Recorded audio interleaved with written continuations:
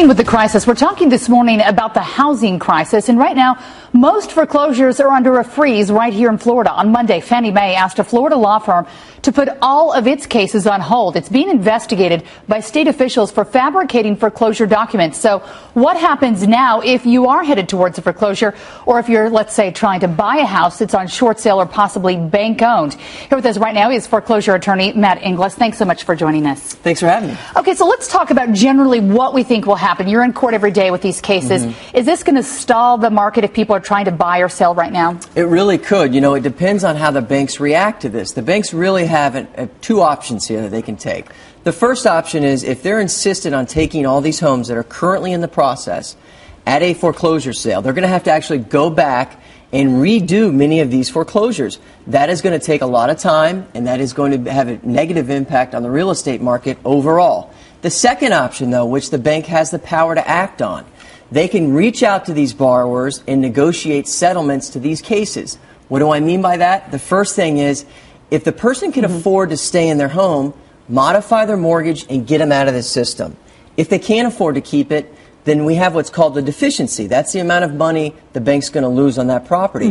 They can reach out to that homeowner and say, listen, if you stipulate to this foreclosure, we'll give you some relief on the deficiency and we get the property back in good condition. If they did that, that would be a lot less devastating on the real estate market overall. And you're working with families right now. Would that latter option you're talking about really be what families are looking for? Because I would assume there are some people who could make those mortgage payments if they could just have someone work with them and actually talk out the plan. Absolutely. The vast majority of the people that my firm represents, they want to resolve these cases. They do not want these cases to go on for months and years on end.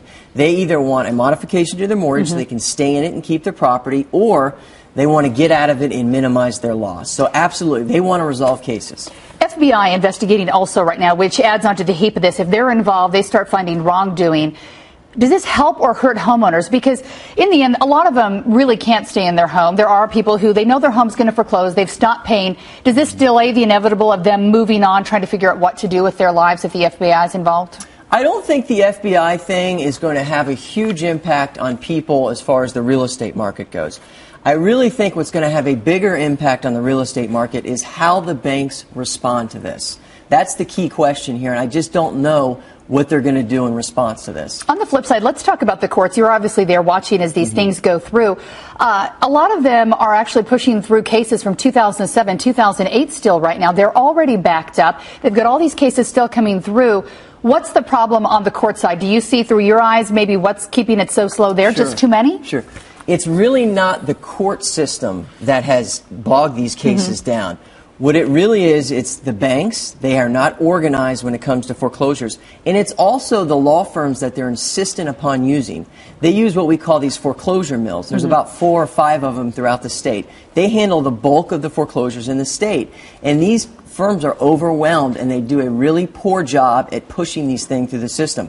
You know, we have beefed up our court systems to handle these foreclosures. We've added judges, we've added staff. We can handle these foreclosure cases in our court system. It really is the banks and their lawyers that are holding things up.